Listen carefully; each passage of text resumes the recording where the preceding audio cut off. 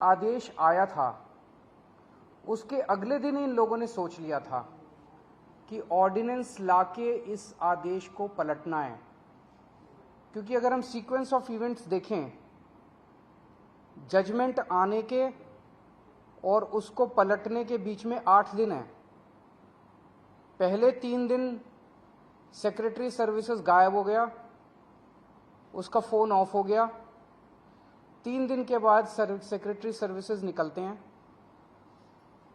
कहते हैं मैं कोर्ट का ऑर्डर मानने को तैयार हूं, तो चीफ सेक्रेटरी फिर बीच बीच में गायब हो जाते हैं और सिविल सर्विसेज बोर्ड की मीटिंग होने में 3 दिन लग जाते हैं।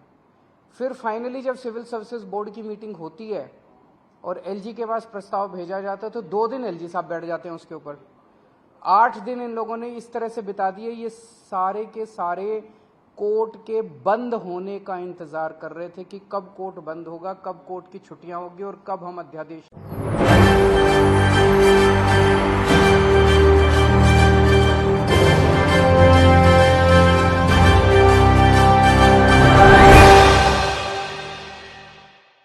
बीजेपी के अध्यादेश को लेकर क्या वाकई अब विपक्षी पार्टियां बीजेपी के खिलाफ खड़ी हो जाएंगी और क्या वाकई अरविंद केजरीवाल को विपक्षी पार्टियों का बड़ा साथ मिल पाएगा? हालांकि अध्यादेश को लेकर लगातार देखा जा रहा है कि आम आदमी पार्टी वर्सेस बीजेपी देखने को मिल रहा है, लेकिन क्या अध्यादेश 2024 के लोकसभा चुनाव से पहले भारतीय जनता पार्टी वापस ले पाएगी? नमस्कार, मैं हूं राहुल शर्मा, आप देख रहे हैं SPN न्यूज और स्वागत है आप सभी का आज की बड़ी खबर में। और बड़ी खबर की शुरुआत हम अध्यादेश को लेकर कर रहे हैं। बीते काफी समय से एलजी वर्सेस आम आदमी पार्टी की लड़ाई देखने को मिल रही है, तो वहीं आम आदमी पार्टी वर्सेस बीजेपी भी देखने को मिल रहा है। हालांकि बेंगलुरु में विपक्षी पार्टी के नेताओं की एक बड़ी बैठक जो हुई है, इस बैठक में क्या अध्यादेश को लेकर विपक्षी पार्टी के नेताओं का समर्थन देखने को मिलेगा? दिल्ली के मुख्यमंत्री अरविंद केजरीवाल का सीधे सीधे तौर पर यह कहना है कि बीजेपी ने जानबूझकर अध्यादेश लागू किया ताकि एलजी के पास पावर बनी रहे, क्योंकि एलजी की पावर जब दिल्ली के मुख्यमंत्री अरविंद केजरीवाल के पास सामने आई थी, उसके बाद देखा जा रहा था कि बीजेपी को बड़ा झटका लगा।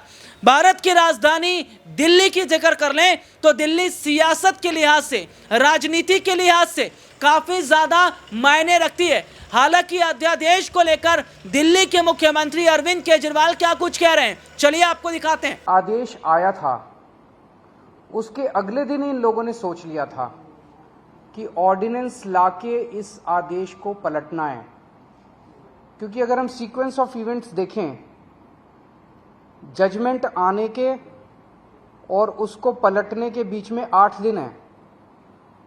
पहले 3 दिन सेक्रेटरी सर्विसेज गायब हो गया, उसका फोन ऑफ हो गया।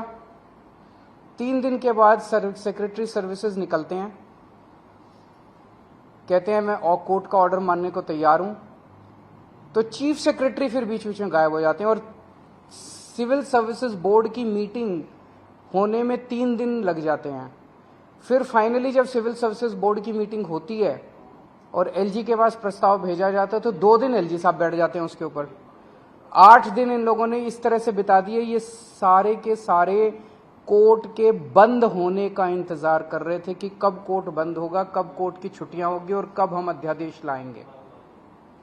तो प्रश्न ये उठता है कि ये कोर्ट के बंद होने का इंतजार क्यों कर रहे थे कि जब कोर्ट बंद होगा तब हम अध्यादेश लाएंगे?